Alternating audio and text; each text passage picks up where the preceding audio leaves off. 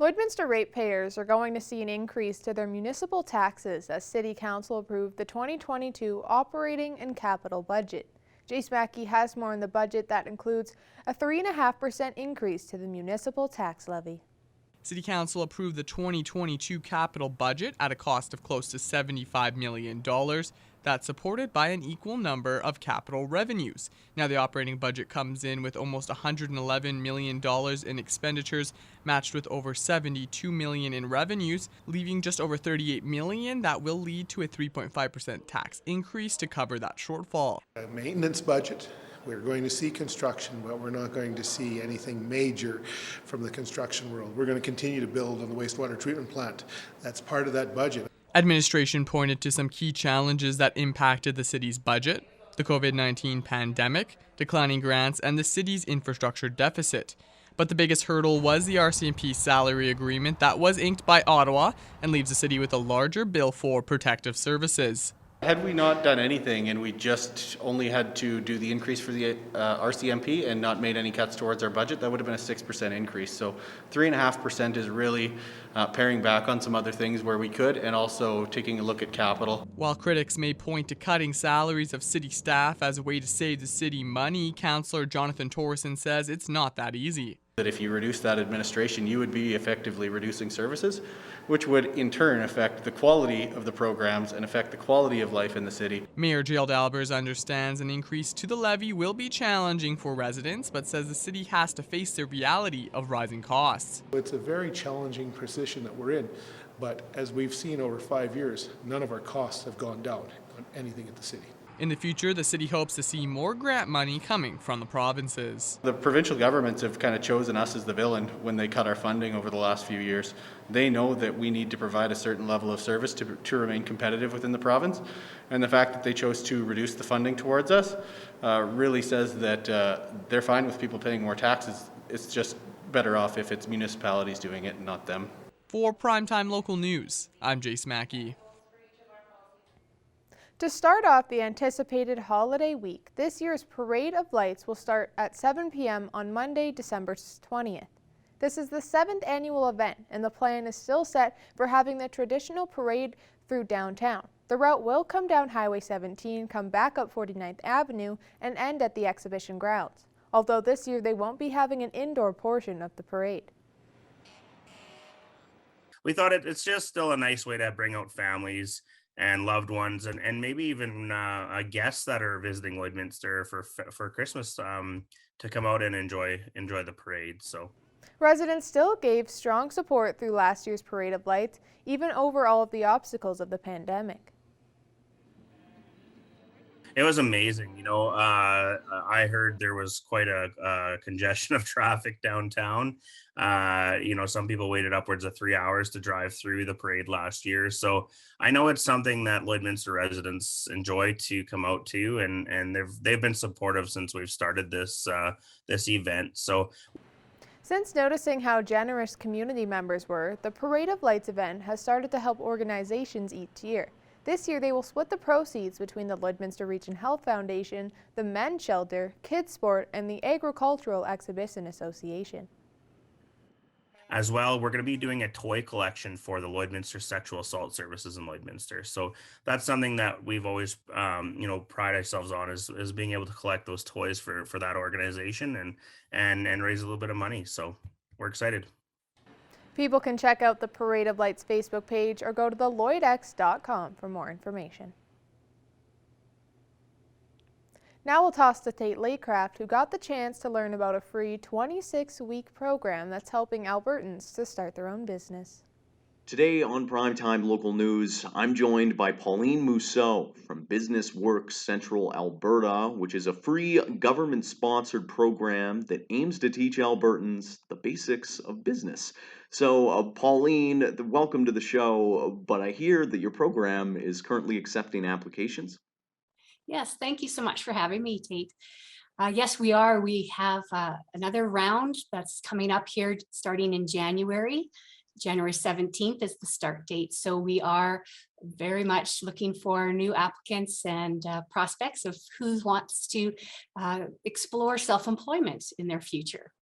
And talking about the basics of the program, then, what kind of core skills could applicants expect to learn through the classes? Sure. Well, certainly it is, as you mentioned, something that's fully sponsored by a combination of the province of Alberta and the federal government. And with that, it's a 26-week long training program that does dive fairly deep into self-employment and the things that you need to know, the basics of starting a business. So everything from business structure and all the details related to the development of your plan and research and being able to identify whether or not it's a feasible or viable business idea. And within that, the first 10 weeks in particular, you're covering a host of topics that also speak about how you would market your concept and your business and such. And so after 10 weeks, you have the opportunity to present your business plan, because it will be very framed out by then, to different business owners in the community, and to be able to get feedback on your business plan from them. What is great about the program is it also includes business coaching. So you actually get assigned a business coach that then will work with you one-on-one to develop your ideas and be able to help you after that 10-week point, where then you're starting to launch your ideas and activate your plan. They're there to help you on a weekly basis to be able to coach you. Often it's the mindset that is the most challenging aspect. It's a big shift to go from being an employee to being self-employed. And a lot of that is what happens in our frame of reference and our perspective of who we are and what we're capable of doing. And so they're there to help along the way and give guidance. So you get another 16 weeks of that business coaching after that. The goal is for you to launch your business within 26 weeks. And but even after that, you get 3 more months of bi-weekly business coaching. So it's a great supportive approach that's very foundational on what you need to set yourself up for success. And as far as success goes with previous students, what does this program help them to accomplish? Well, a lot of times there are individuals that maybe have had a bit of an idea that they've been sitting on for a while, and really it's about being able to take it to market and to be able to see some of those sales and progress along the way. We have had well over 100 and probably pushing 140 businesses that have participated across central Alberta, and certainly in Lloydminster, there are great examples of a real variety of businesses. So everything where people are coming in generally with the skills and the technical skills and the talents to pursue what it is they want to do, but they really are needing the business foundation to make it happen. So certainly we have everything from kind of the home-based business all the way up to those that have a storefront and or pursuing online businesses that really geography is not a limitation with what they can achieve. And what's the medium for instruction then? Is BusinessWorks offering classes online or in person? How is that working?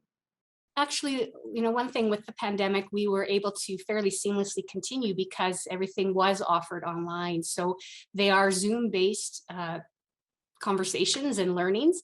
And we also have a learning management system that individuals can then sign on to, where a lot of the topics have, recorded videos on and quizzes and different assignments attached to that. So in those first 10 weeks in particular, the training is usually Tuesday to Fridays from 10 to noon-ish, where you have the opportunity to participate and engage with others. There's usually about 14 that participate in the program at one time. And what's nice is that you have individuals that you are experiencing this journey with. And it's very supportive, and a great community is created as a result. But again, everything is done online for the most part. Sometimes our coaches will come by and do site visits if that's warranted, but generally you can do it from your home. Thanks so much for your time, Pauline.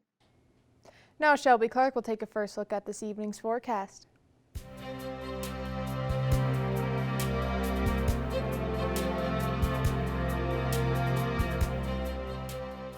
Thanks so much, Jazz. And now taking a first look at your weather forecast for here in the Border City, we definitely did see a gloomier day today, sitting at -12 with a mix of some sun and cloud. But later on in the evening, we will be cooling down quite a bit. And throughout the evening, we will be catching a nice chance of some flurries throughout the night and into tomorrow. So get ready, it will be getting a little bit cooler. Switching over to temperatures across the region for Alberta and Saskatchewan, most are seeing that -12, -13 mark here, while Bonnyville is at -11, as well as down in Vermilion and Provost. Switching over to the Saskatchewan side here, they're seeing around the same temperatures as what we are seeing on the Alberta side. -14 up in Isle Cross. Green Lake is at -11 with Meadow Lake and Pearson as well as down in Maidstone. St. Walburg is at -12, while Macklin and North Battleford are at those single digits with -8 and -9 degrees. But for North Battleford overnight, they will be going down to a low of -22, and they will be feeling like close to -29 with that wind chill, so they will be cooling down quite a bit compared to what we were seeing earlier on in this week yesterday. And tomorrow they will be cooling down as well to -12, and they will be seeing around a 60% chance of some flurries throughout the day.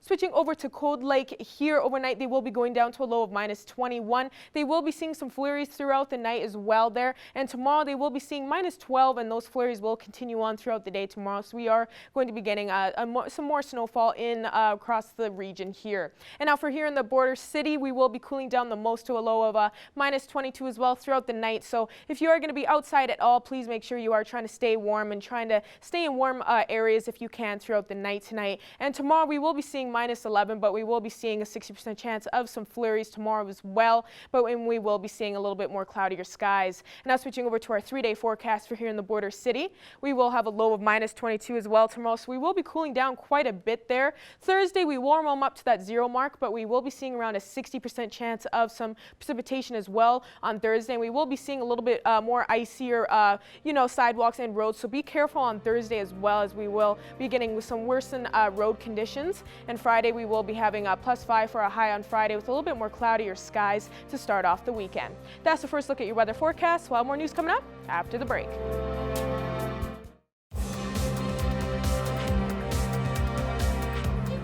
The Lloydminster Bobcats will return home for 3 games this week, following their second southern road trip of the season. Evan Kenny has more on the team's return to the Civic Center. The Lloydminster Bobcats are getting set for a 3-game home stretch this week. This follows a 2-game stint in southern Alberta and comes in a month where the Bobcats have been on the road for 6 of their last 7. I think the team building side of it and getting to know each other when you spend a lot of time on the bus. We pretty much covered Alberta in the last 10 days here from Grand Prairie to Brooks, Alberta. In that span, the team has gone 3-3-1. The Border City will host the Spruce Grove Saints on Wednesday and the Fort McMurray Oil Barons over the weekend. Our last effort in Spruce Grove, where we lost in a shootout, followed by that close to the same effort that we had in Brooks on Saturday night, that we have to find that every night. And it's tough to do. It's not easy. We talked about that with the guys. It's not easy to bring that effort and execution every night, and we need to get to that level every night. And I think when we do, we're a pretty good hockey team.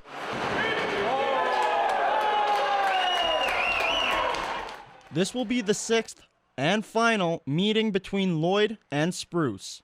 The Bobcats will finish their season series with Fort Mac in 10 days, meaning the Bobcats will have played 12 of their first 30 games against the top 2 teams in the North standings. Teams that we've seen a lot early in the season, I think there's that rivalry there and the energy that's built up. Evan Kenny, Primetime Local Sports. Besides players, one of the things a hockey game always needs is referees. But currently across Alberta, there is a shortage of officials, which could lead to the season ending early. Because at this point in time, we're very close to having to cancel hockey because we don't have the officials to work the games. Over the course of the pandemic, hockey has looked very different across Canada. Less people being allowed in the rinks, less games, and less officials. Hockey Alberta has seen a dramatic drop in the number of referees. We've had 30% pull back from what it had been in traditional years. We noticed October 10th would have been the first rate. In the province, we only had about 700 officials in the comparative to 3,000 in 2019. So COVID pushed a lot of the people out. Typically, roughing attracts a lot of teenagers as it's a good first job. But in recent months, they've had difficulties getting the younger generation involved and excited about reffing. Hockey Alberta has noticed a lot of their senior officials have also taken a step back. Where we're finding the lapses is those 15 to 16-year-olds, those kids who did it a couple of years, lose interest on two things. One, they found another activity to do. Maybe it's going skiing, or maybe they're just kind of tired of it. They find another job where they're maybe not getting yelled at or feeling that pressure being on the ice or from those types of things. So that's kind of where we're feeling the pinch, is in that bridge gap generation. Hockey Alberta has also seen a lot of officials quit or take less games because of how they get treated by parents and coaches. Kids feel a lot of that pressure, right? I mean, it's pretty tough when you go out and skate a U11 game and you have a 40-year-old or 35-year-old parent yelling at you because you might have missed the offside. These kids are learning. We have seen a drastic change from when I began in the early 2000s, but there's still that whole yelling, and respect just hasn't gone away, and that has been a huge contributor to why we lose kids and referees every year, and at all ages. For anyone looking to try their hand at reffing and help out with hockey around the community, there is a few ref clinics coming up across the region. So this weekend we do have a clinic in Onion Lake. I do believe you'd have to get yourself registered like today or tomorrow at the very latest. I'm sure we could probably squeeze you because we do need the bodies. And then Saddle Lake on Sunday. There is a clinic, I do believe, in the North Zone, which would be Edmonton, and there is a virtual one for that. Now, we have kind of hidden from doing a lot of virtual with our younger generation, but if the demand is there for us to grow another clinic, you know, we're looking at those options as well. If you were interested in taking the clinic, visit Hockey Alberta's website. Now Shelby Clark will take another look at tonight's temperatures.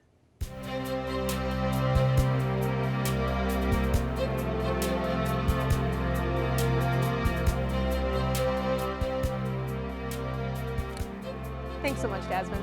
Now taking another look at your weather forecast, we'll be starting off taking a look at the central regions of Alberta and Saskatchewan here. On the Alberta side, they're seeing some cooler temperatures, but down here they are warmed up quite a bit from what they're sitting at. Rocky Mountain House is at -4. Red Deer is at -6, while Jasper is a little bit warmer, sitting at -1, and the rest up there a little bit higher. Edson is at -9, and the rest are at those double-digit points, with -12 in Edmonton and Whitecourt, and -14 in Athabasca, while Cold Lake is at -13.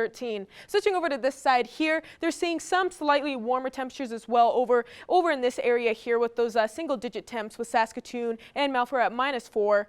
Prince Albert is at -7, and the rest are sitting at -13, while North Battleford is at -10. But switching over to our northern region of the provinces, they are seeing, as you can see, some much more cooler temperatures, with -16 in most spots over on the Saskatchewan side here, -19 in South End, while Wollaston Lake is at -21, and Uranium City and Stony Rapids have reached past those -20s as well at -25. Switching over to this side here, they're seeing slightly warmer temperatures, but they are still at those double-digit points as well, with -14 in Grand Prairie. Peace River is sitting at -15 degrees. Slave Lake is at -13, and Fort McMurray is seeing -17. And up in high level, they're slightly cooler at -18, while Fort Chipon has reached those -20s as well at -23. But as we switch over to our southern region here, they are seeing, as you can see, warmer temperatures. Even Lethbridge and Medicine Hat are at those, even past that plus point is at +2 in Lethbridge, and Medicine is at 1 degree.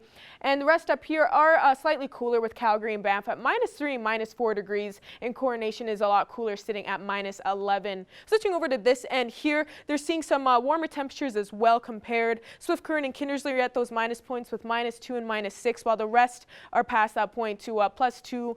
1 in Moose Jaw and Yorkton is hitting that 0 mark. But as we go back across the region, the temperatures overnight tonight, we are cooling down quite a bit than what we are used to earlier on in the week. We are reaching past those -20 points as well for our lows. Provost will be seeing a low of -17. Vernon will be seeing a low of -19, a low of -21 for Wainwright and Bonnyville, while it's going to be a low of -23 for Isle Cross and Pierceland, -22 for Unity, and it'll be the coolest for Paradise Hill and Meadow Lake for -25 and -26. And most spots will be seeing a higher chance of some flurries throughout the night. Switching over to temperatures tomorrow for across the region, as you can see, we will be cooling down quite a bit, ranging from around 10 to minus 10 to minus 14 degrees, but up in Niagara Cross, they will be a little bit cooler at minus 16 tomorrow.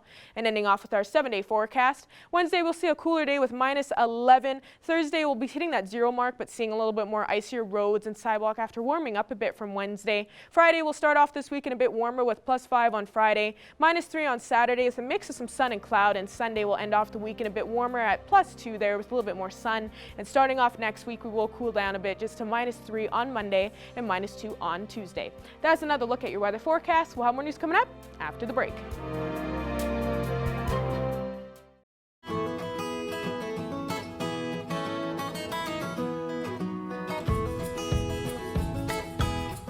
Welcome back, everybody, to this week's edition of Pet Project. We're joined once again with Becca Lawrence from the Lloydminster and Community SPCA. Becca, how are things going over there this week? It's going pretty good. We're finishing up all of our extra cleaning we've been doing, and we're ready to open up today. Yes, I've heard, which is great news. Honestly, I know it's been crazy there the last couple of weeks, so, you know, Yes. it's wonderful to hear the doors are opening back up. So we'll get into that in a second here, Becca, but real quick, I know we were chatting. You got a guinea pig to show me, and I'm really excited about it. So let's check it out. Yeah, so this little guy here is Milo. So he's a little bit older. He's about 5 or 6 years old, we think. And he's on a little bit of medication right now just because he had a little bit of a cough. So we're treating him right now, and then we're hoping to find him his forever home soon. And then we also have another one. They came in together, but they're both males. So they weren't really getting along very well. So they are able to be adopted out separately. But this little guy here, I can flip our camera around. This cute little guy here is Pumbaa. Wow, so cute. Yeah, and they're both very, very nice guinea pigs. We absolutely love them. So I think they would make a good little family member for anybody wanting to add a guinea pig to their life. Yeah, and you know, guinea pigs are really an underrated pet, I think. Everybody I know who has owned one has loved them. They're so sweet little guys, you know. Very wonderful pets. So if anybody out there is interested, you know, certainly stop by and say hi. Beautiful. And jumping back to the opening up here, Becca, so obviously wonderful news to have the doors open again. You guys were having a lot of, you know, issues with sick animals, and it's really sad to hear, but opening back up to the public is a wonderful thing. So if anybody out there has been maybe waiting to see one of the animals or something like that, I'm assuming you guys are still booking appointments, right? Yes, we're strictly just booking by appointment right now. So we have a few more rules in place where, you know, unfortunately we can't let everybody come in and just hang out with the kitties, things like that. But that's also a good opportunity if that is something you want to do, to start volunteering with us. But yeah, we're starting applications for our animals as well now too. Again, just trying to limit that traffic in here just so we can keep them as safe as possible. And yeah, basically just try and keep everybody safe and healthy while we get everything figured out. Absolutely. You know, a very important thing to do in these trying times, so to speak. And you do have another fundraiser coming up, and we chatted a little bit about it earlier, but the Jail and Bail is coming back, which is super exciting. So real quick, do we have any more information this week? You know, kind of give the people the quick run of the road, I guess. Yeah, basically, you know, I'm just out running around right now, sending out some donation ask letters with some of our community members. And just getting our participants in place. And hopefully, like I said, my goal this year is about $20,000. So I'm really crossing my fingers for that this year. But yeah, no, we're going to have our participants just off site. And in our silent auction we're going to do again this year, and hopefully I can make it a little bit bigger than it was last year. Absolutely. You know, all of our fingers are crossed over here as well, so we're really pulling for you. And you guys are doing the silent auction again this year, correct? Yes. Yeah, it seemed to be such a hit last year, so I think it might be something that's going to stick every year. Which is a great idea, honestly. And are you guys still accepting donations for that? You know, perhaps somebody in the community has something nice? Yes, you are. Okay, so obviously... If you're out there and you have something you want to donate, you know, get in touch with the SPCA, give Becca a call. Yeah, and that's really what I'm kind of trying to aim for. Like, obviously I'm you know, going out to everybody, but we're really trying to focus on our local business owners. So that's really who I'm jetting out to today and tomorrow, hopefully this week. And then hopefully we can showcase some of our local talent. Absolutely. So I'm already looking forward to it. Very, very excited. And real quick before we go, Becca, one last thing to touch on, and we chatted about it last week, but with, the sick kitties and things like that, you guys had to throw away a lot of items in the SPCA. Yes. And I know you guys, you need to make up a lot of that lost ground there, so to speak. Yeah. So obviously you're kind of putting out an all points bulletin for certain items. So why don't you let the people know kind of what you're looking for? Yeah, like blankets, small blankets, towels, anything like that we can absolutely still use. And even like the wet cat food as well. We're still going through that. We got tons of fosters still. And so we've been sending out that food to them as well too. Kitten food, dry and wet, all of that good stuff is what we're most in need of right now. There you go. So obviously, if you want to help out people, it's always a good thing to do. So that's all the time we have, unfortunately, for this week. But I want to thank you for taking time to speak with us, Becca. I want to say thanks to our little guinea pig friends for saying hi. Yes. And once again, thank you to all of our viewers for all your support. So we'll chat with you again next week, Becca. Perfect. We'll see you next week. Thank you. Manage your waste and recyclables with Quick Pick Waste Disposal. Call 780-875-4100 today or visit quickpick.ca.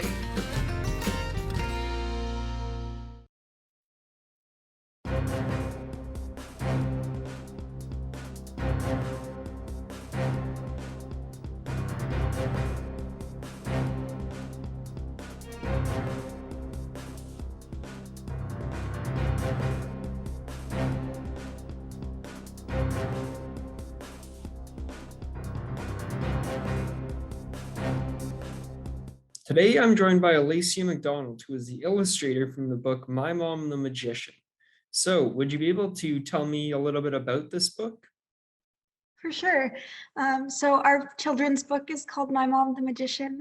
Kelly Mazerol wrote it, and then I had the privilege of doing all the illustrations for it. And it's kind of a charming little kid's book about a boy whose mom is a hairdresser, and she has a salon in her basement. And he's just amazed by the transformations because he sees the clients come in looking one way and they leave looking totally different, and he's convinced that it's magic. So it's pretty cute. So then what was it that initially got you involved with Kelly and with doing the illustrations for the book?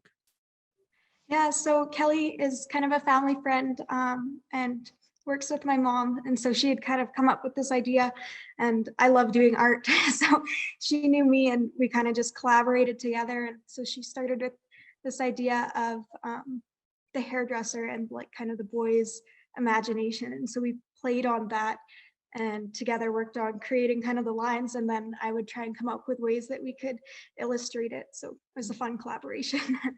And so $1 from every book sold is going to be going to the Angel Hair for Kids Foundation. Could you maybe tell me a little bit more about the foundation? Yeah, so $1 from each book goes to Angel Hair for Kids, and it's an amazing organization. They create wigs for children that have lost their hair either due to alopecia or cancer. And so my cousin has alopecia, and so that's kind of where we got this organization from. And it's really amazing to be able to give back and help kids. So the Angel Hair for Kids Foundation, they're obviously doing great work helping kids out. Why do you think that the organization is so important? Yeah, well, I mean, a wig for a kid is more than just a wig for lots of these children. It's giving them back confidence, and it helps them to feel like they did before they lost their hair potentially. And so confidence is a big thing in children. It allows them to learn and to grow and to become involved even in the classroom and outside.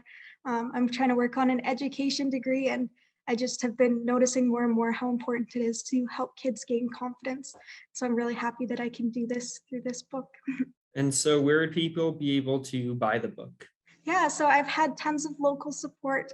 So you can get it in Lloydminster at Olive and Birch. It's also available in Vermilion at Mac Clothing, and it's on Amazon. We're gonna have it in a new store in Edmonton called Sweet Jolie Boutique. So lots of places to check it out. So what would you say was maybe your favorite part of the whole writing and the illustrating experience for the book? Well, I loved all the art part because I love doing art, but just collaborating with Kelly was so fun. There's one part in the book where I'll see if I can pull it up. I have the book here. So he comes in and he sees what looks like a big and scruffy bear, and it's this really hairy man with big hair and lots of facial hair, and he's convinced that it's a bear. And then when he leaves, he looks like a handsome prince. So that kind of transformation, and it plays on the kids' imagination. It's really fun to be able to illustrate that. Great. Thank you for taking the time to meet with me, and congratulations on the book. Thank you for joining us on Primetime Local News, and you can catch the second hour on CITL.